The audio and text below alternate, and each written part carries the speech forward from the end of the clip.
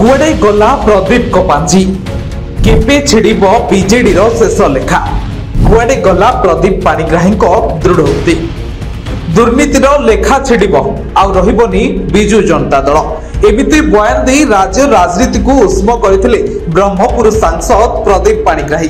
किछि दिन तले सांसद 5टी मामलार दोषमुक्त हेबा परे सीधासलख नवीन और बिजु जनता दल को टार्गेट करथिले।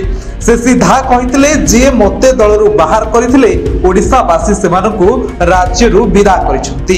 तांको विरोध रे बीजेडी केमिति प्रतिहिंसा राजनीति करितला ताहा बखाणिबा सह आगकु बीजेडी रो पांजी खोलिबो बोली कहिथिले प्रदीप। आउ केबे नुहे पणा संक्रांति खोलिबो बीजेडी पांजी दुर्नीतिर लेखा छिड़िब आउ रहिबनी बिजु जनता दल।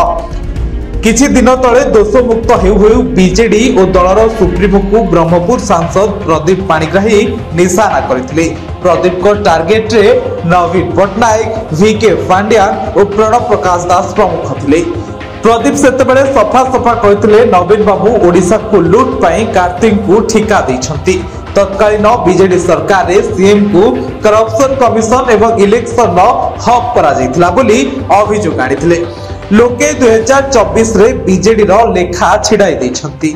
जन विरोधी टैग लगाई दलरु विताड़ित करबा जेल ले थिबा बेले हैरान करा जिवो एवं परिवार सामना करथिबा अकुहा समस्या बेस बाधिछि प्रदीप को। बीजेडी प्रदीप को ऊपर करिछि प्रतिहिंसा राजनीति। आज भी दलर अनेक नेता तकिया तले कांदुथिबा कहिथिले प्रदीप पाणिग्राही। आ खूब शीघ्र बीजेडी रो गुमर सार्वजनीन करिबे बोली दृढ़तार सह बयान देथिले सांसद प्रदीप पाणिग्राही। हेले काहेकि ए पर्यंत चुप होई बसिचंती प्रदीप पाणिग्राही ता उपरे समस्त चर्चा और आलोचना करछंती। कहार चाप पड़िला बोली लोके प्रश्न मध्य पचारिबा आरंभ कलेनी। तेबे सबुठारु गुरुत्वपूर्ण कथा हेला उभय दल बीजेपी और बीजेडी मध्य रे एबे भी बेस घनिष्ठ संपर्क रहिछि बोली साधारण रे चर्चा हुए।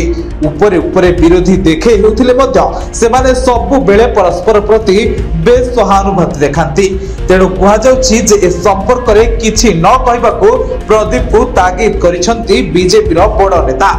बीजेपी को निकट रे केंद्र रे वाकफ बिल रे बीजेडी रो समर्थन मिलिबा राज्य राजनीति को सरगरम करितला। जाको ने कुहागला जे एबे भी बीजेडी और बीजेपी मध्य रे खूब भलो बुझामणा अछि।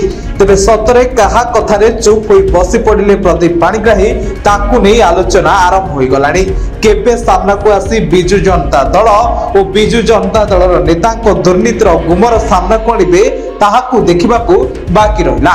ब्यूरो रिपोर्ट उत्कल प्रतिदिन।